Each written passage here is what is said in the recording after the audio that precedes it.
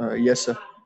Okay so तकरीबन हम जो अपने सेमेस्टर के एंड की तरफ जा रहे हैं, तो आई थिंक अब ये जो आखिरी मैंने टॉपिक अपलोड किया था, आई डोंट नो कितने लोगों ने देखा है। जस्ट एक ब्रीफ ओवरव्यू ले लेते हैं इसका कि क्या था इसमें। अगर किसी को पिछले टॉपिक से सवाल करना है तो इट्स ओके, कोई मसला नहीं है, कोई भी किसी भी टॉपिक से सवाल कर सकता है।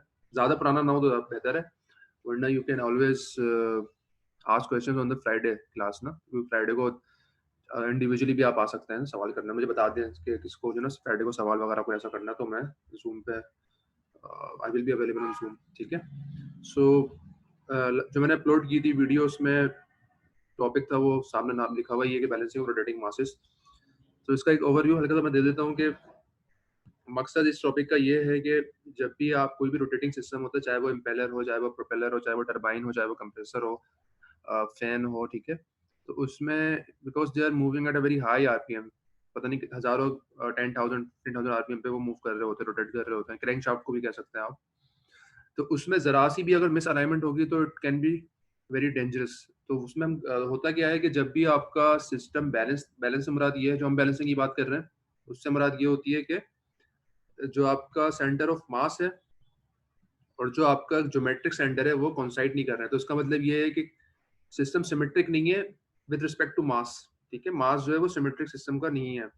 तो इसकी वजह से होता क्या है कि एक you can see in this diagram कि जहाँ ज्योमेट्रिक सेंटर हो, जो आपका सेंटर ऑफ मास है, वो एक पॉइंट पे नहीं है, सेंटर पे नहीं है। तो इसका मतलब ये हुआ कि इस सिस्टम में जो मास है वो सिमेट्रिकली हर जगह पे मौजूद नहीं है। तो इससे नुकसान ये होता है कि there will be a centrifugal force, जो कि अनबैलेंस सेंट्रीफ्यूगल फोर्स होगी। तो it will create a force, movement create करेगा बेसिकली। अगर आप इस तरह की कोई व्हील को देखें तो वो खुद ब खुद जो है इसमें मूवमेंट क्रिएट होगा, इट विल फॉल डाउन अगर जिसका भी सीजी जो है वो उसके सेंटर में नहीं होगा। तो ये प्रॉब्लम आती है, और ये तीन जो तरीके यहाँ पे लिखे हुए थे उनकी वजह से आ सकती है। जो हम देख रहे थे उसमें ये था कि मटेरियल डिफेक्ट्स या डिसलोकेशन फिर भी माइनर होता है, लेकिन ये जो दो होते हैं ये these are important. Second one is really really important, why because this ये जब होगा जब आपका सिस्टम बिल्कुल मतलब बिल्कुल आपने जो है ना आपका सेंटर ऑफ मास को कोइंसाइड कर रहा है, लेकिन क्योंकि आपने शाफ्ट में कपलिंग की हुई है, जहाँ भी कपल हुआ है वहां पे मिसअलाइनमेंट आई है, या सिस्टम जब रोटेट करता है तो after some time wear and tear आती है सिस्टम में। तो देयर विल बी समथिंग जिसमें जो है वो उसका जो एक्सिस है वो मिसअलाइंड हो सकता है। तो ये जो सेकंड पॉइंट है, दिस इज वेरी ये बहुत ज्यादा जो है ना कॉमन होता है due to the high speed. और जैसे टरबाइन अगर चल रही है कहीं पे पावर प्लांट के अंदर, तो उसको कंटिन्यूसली कई घंटों तक चलना ही चलना है। उसको फिर आप ओवरहॉल करते हैं तो उसको रोकते हैं आप। तो इट कैन उसमें जो है ना मसाइल आ सकते हैं आपके, तो आपको ओवरऑल करने के बाद उसको सही करना पड़ता है। तो आप मिस अलाइनमेंट बार चेक करते हैं, उसके लिए मुख्तलिफ आपके पास इंस्ट्रूमेंट्स आते हैं। अब तो खैर इतनी तरक्की हो गई सेंसर्स वगैरह में कि it is relatively easier to find कि कहाँ पे मसाइल आ रहे हैं आपके पास। खैर तो ये कॉन्सेप्ट था इसका। और उसके बाद फिर हमने देखा था कि मुख्तलिफ हमारे पास केसेस थे। शुरू के 3 केसेस तो I think it's not that difficult. शुरू के 2 केसेस में तो आप सवाल बनेगा भी नहीं, क्योंकि वो तो बिल्कुल ही स्ट्रेट फॉरवर्ड है। You are just balancing the forces, ठीक है ना। एक ही प्लेन के अंदर रहते हुए आप फोर्सेस को बैलेंस कर रहे हैं पहले के केस में, और सेकंड केस में आप दो जो है वो प्लेन्स में बैलेंस कर रहे हैं। थर्ड वाले में ये था कि बहुत सारे आपके पास जो थे वो अनबैलेंस मासेस थे, और जो कि मुख्तलिफ प्लेन्स एक ही प्लेन में थे, लेकिन उनका जो एंगल था वो डिफरेंट था। सही है। तो इसमें फिर ये होता है कि आप जिस तरह आप स्टैटिक्स करते थे, बेसिकली कॉन्सेप्ट वही है सारा का सारा। आई डोंट नो कि कितने लोगों ने देखा है, लेकिन वो देखेंगे तो आई गेस कि उनको समझ आ जाना चाहिए। और ये सवाल जो आता है ये क्योंकि लेंथी सवाल होता है, क्योंकि इसमें चीज़ें करनी होती हैं काफ़ी सारी। 2 फिगर्स भी बनानी पड़ेंगी आपको प्लेन वाइज और एंगल दिखाने के लिए। तो उसमें ये होता है कि इसके मार्क्स ज़्यादा होते हैं, और मैंने जितना ऑब्जर्व किया है कि 90% ऑफ द स्टूडेंट इसमें जो है ना आराम से मार्क्स ले लेते हैं। तो रिलेटिवली ईजियर, अब इतना मुश्किल है नहीं।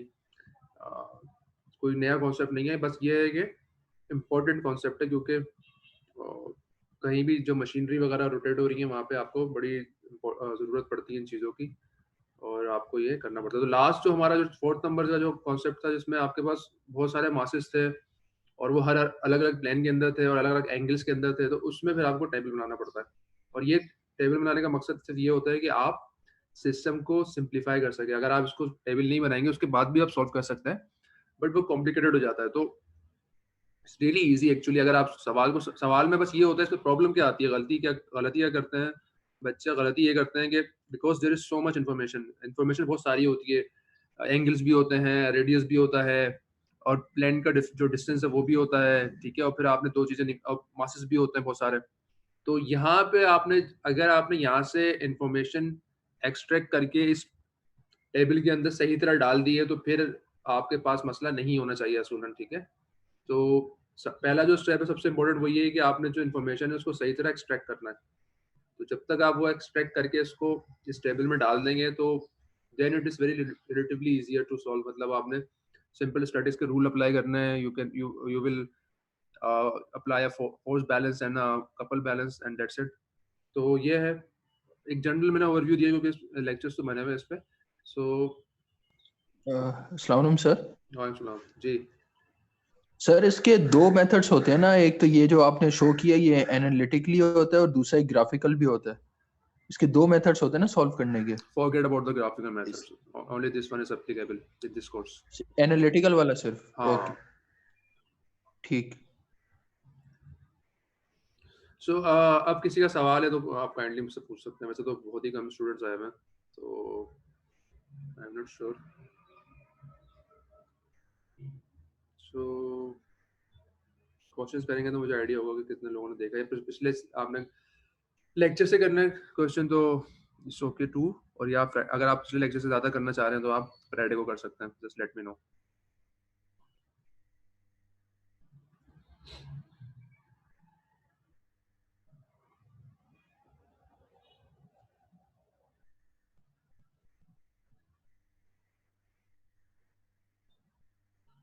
एनीवन? क्या किसी को म्यूट करना पड़ेगा मुझे? Ali Abbas, are you there?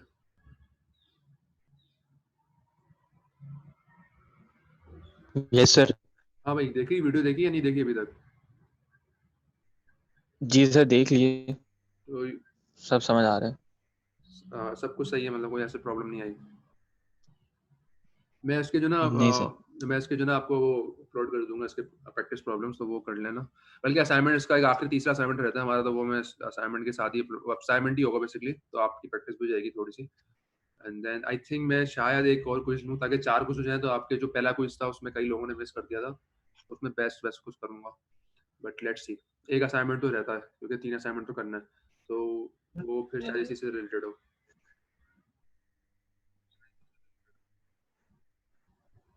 अगला क्विज कब होगा? अगला क्विज मेरे ख्याल से लास्ट वीक में, मे बी लास्ट वीक का आखिरी दिन सबसे। बिलाल कुछ कहना चाह रहे थे आप?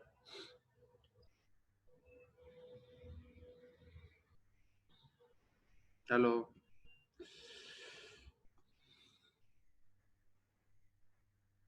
Ammar, are you there?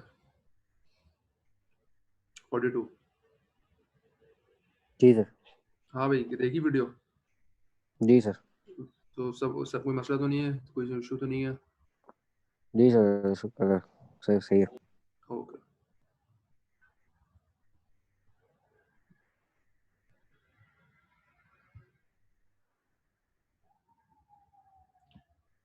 कोई कमेंट करना चाह रहा है, कोई बात पूछना चाह रहा है तो काइंडली कर ले। आप लोग की तरफ से मुझे ज़्यादा वो मिलता नहीं है इनपुट, तो आई डोंट नो।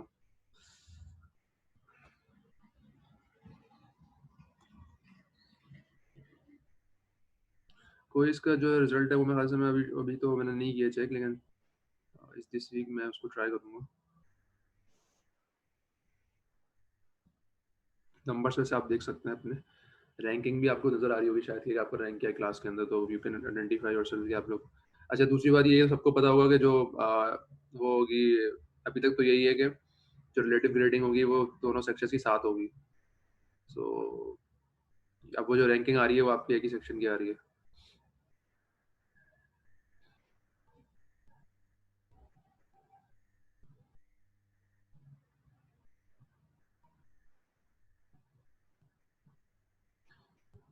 मुझे एक दो बंदे भी बता देंगे कि क्या अगर एवरीथिंग इज ओके तो कोई सवाल वगैरह नहीं है तो मुझे काइंडली भी बता दे, ये चैट पे लिख दो कम से कम। और if you haven't seen the video वो भी लिख सकते हैं हम।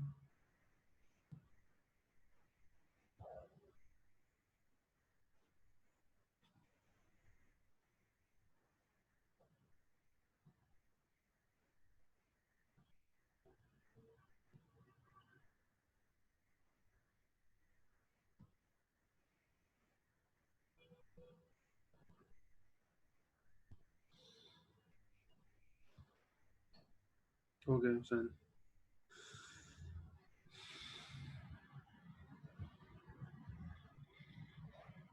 ओके सर यार, चलो से तो एक बंदे को और देख लेते हैं फिर। आई थिंक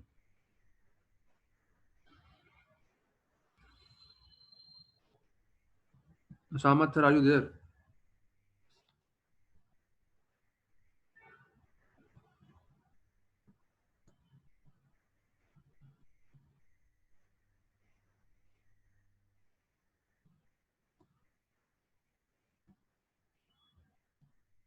इमाद नसीर आप हैं मौजूद?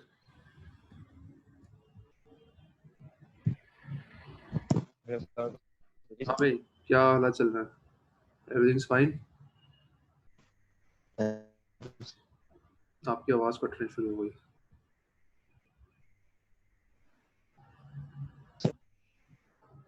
चलो चैट पे लिख देना, मुझे आवाज बिल्कुल नहीं आ रही आपकी। जी सर। अच्छा सही, ओके, यस सर आया खाली। ओके ईश्वर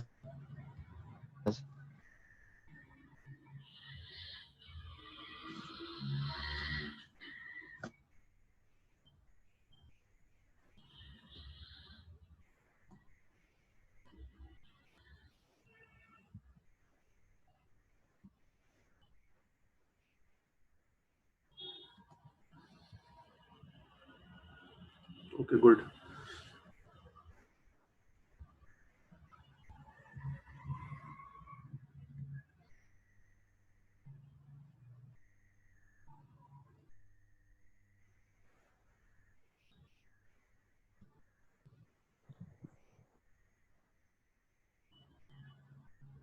सो कोई सवाल अगर किसी का नहीं है तो आई थिंक कोई फायदा नहीं है इसको प्रोलॉन्ग करने का।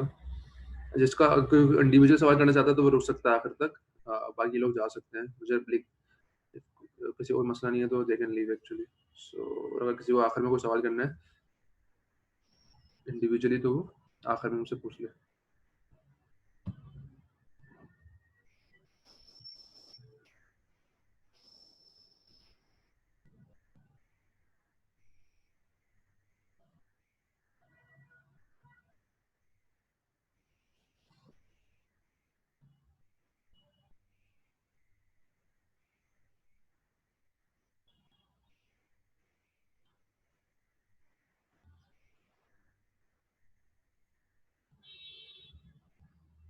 अस्सलाम वालेकुम जी वालेकुम अस्सलाम। सर। वो मुझे थोड़ा सा रेडियस ऑफ जायरेशन थोड़ा समझा देंगे? रेडियस ऑफ जायरेशन क्या होता है? बहुत ही टफ होगा यहाँ समझाना। रेडियस ऑफ जायरेशन का मैं रुक जाओ, मुझे एक स्लाइड मेरे पास थी शायद वाइब्रेशन में, पता नहीं कहाँ पर है। आई डोंट नो, लेट्स रुक जाओ जरा। जी सर। रेडियस जायरेशन समझाने की कोशिश करता हूँ, अगर तुम्हें समझ आया तो बता दो मुझे। मुश्किल है, ऐसे मैं बोलता हूँ, लेट्स ट्राई, ठीक है? देखो, लेट्स सपोज एक सिस्टम, एक व्हील है, ठीक है? एक व्हील है, उसका सीजी कहाँ सेंटर में होगा और उसी में वो रोटेट कर रहा है। हेलो? जी सर। जी हाँ तो हाँ बोलते रहो ना मुझसे, वरना मुझे I don't know if you are listening और व्हाट। तो ठीक है, जी एक व्हील है, रोटेट कर रहा है, तो उसका कुछ ना कुछ मोमेंट ऑफ इनर्शिया होगा, सही है ना?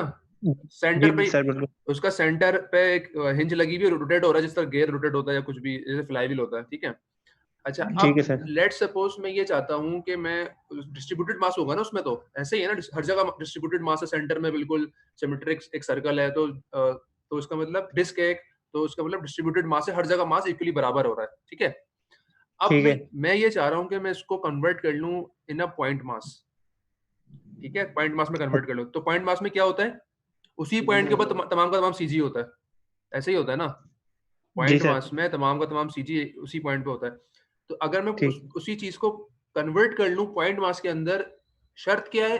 कि जो दूसरा सिस्टम हो जिसमें पॉइंट मास हो, दोनों का मास मोमेंट ऑफ इनर्शिया बराबर होना चाहिए। सही। तो बीच में कोई रेडियस बन के आएगा, मतलब मुझे उसको दूर एक्सिस से दूर रखना पड़ेगा ना। अगर वो पॉइंट जी मास होगा तो उसको मुझे एक्सिस से दूर रखना पड़ेगा। तो वो जो सही। एक्सिस से कितना दूर होगा वो बेसिकली रेडियस ऑफ जायरेशन है। कि मैंने एक नॉर्मल सिस्टम को, जो एक बिल्कुल सॉलिड सिस्टम है, उसको कन्वर्ट कर लिया into point mass. But in order to convert into point mass, वो पॉइंट मास सेंटर में तो नहीं हो सकता ना, वरना तो उसका कोई कुछ होगा ही नहीं, मतलब zero velocity, nothing is moving, ठीक है। बिल्कुल सेंटर में अगर वो पूरा पूरा का पूरा पॉइंट मास अगर हिंज पे ही हो तो उसको तो मास ही कोई बचा ही नहीं। तो उस पॉइंट मास को आपको एक्सिस से दूर लगाना पड़ता है, ठीक है। और वो एक्सिस से सर दूर कितना दूर लगाना है? इतना दूर लगाना है कि दोनों सिस्टम का, एक्चुअल सिस्टम और पॉइंट मास वाला सिस्टम, दोनों सिस्टम का मास मोमेंट ऑफ इनर्शिया बराबर हो, ठीक है। तो वो उससे जो रेडियस आता है बेसिकली वो रेडियस ऑफ जायरेशन है। तो अब मैं तुम्हें देखता हूँ फिगर, अगर मुझे मिलती है ना, मुझे याद नहीं आ रहा है किस उसमें कोर्स में है ये, थोड़ा सा मैं भूल रहा हूँ सर इसकी शायद। नीड क्यों होगी? इसको हम क्यों कन्वर्ट करते हैं पॉइंट ऑफ मास में? आसान होता है ना, अगर कोई बहुत ही टिपिकल कॉम्प्लेक्स कोई सिस्टम आ गया, हर किसी का तो मास मोमेंट ऑफ इनर्शिया निकालना आसान नहीं होता ना। एक डिस्क है उसका तो आसान है। अगर कोई अनसिमेट्रिक चीज आ गई, अब उसके मास मोमेंट ऑफ इनर्शिया के लिए आपको बहुत जद्दोजहद करनी पड़ेगी, बहुत मुश्किल होगा उसको निकालना। तो इसीलिए ये एक आसान हल निकल आता है कि आप जो है ना उसको as a point mass consider करते हो, और पॉइंट मास का जो इनर्शिया है वो हाफ एम आर स्क्वायर, मतलब वो सिंपल है, ठीक है ना। एक अगर पॉइंट मास लगा हुआ है एक सर्किल में घूम रहा है, तो उसका वो बड़ा सिंपल सा फॉर्मूला है। तो आपको सिर्फ आर चाहिए होगा बेसिकली, तो ये फायदा हो जाता है उसमें। अच्छा ठीक है सर। मतलब उसमें जो है ना, एक मिनट रुक जाओ, मैं तुम्हें दिखा देता हूँ। अगर मुझे जो है ना यहाँ पे वाइब्रेशन में आई गेस होगा वो, नॉट श्योर अबाउट इट।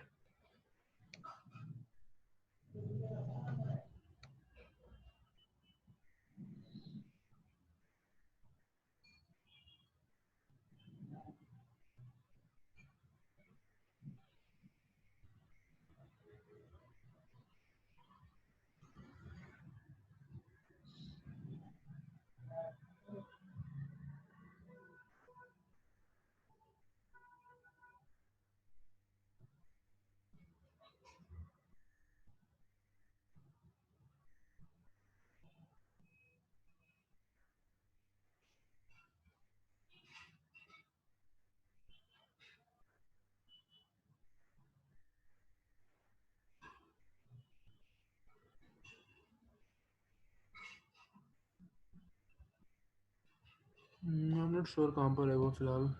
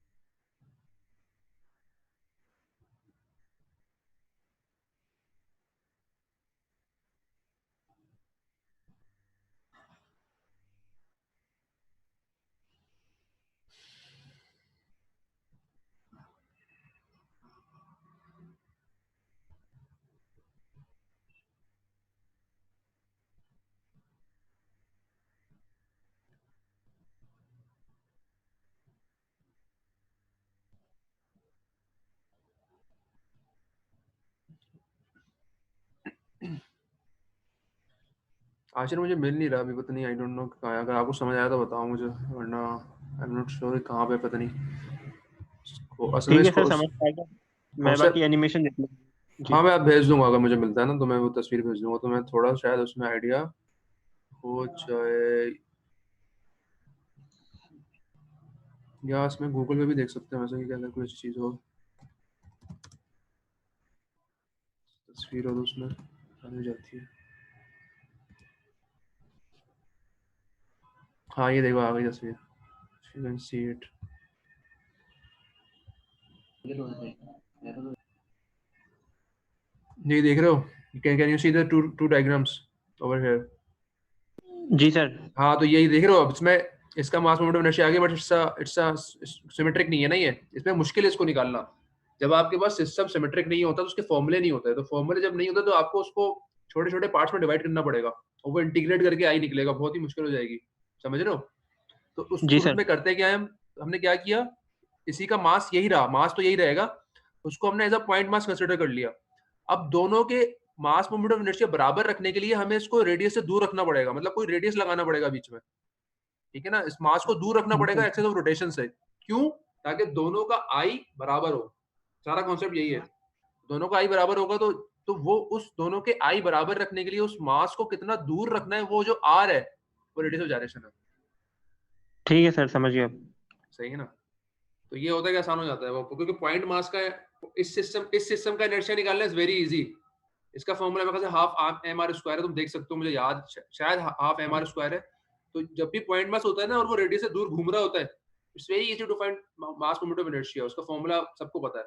तो इसीलिए आप किसी भी अनसिमेट्रिकल ऑब्जेक्ट को कन्वर्ट कर सकते हैं into this thing which is easier to solve. ठीक है सर, थैंक यू। ओके, चलो अब आई थिंक अजान भी हो रही है, तो we will close the meeting. I will see you guys soon.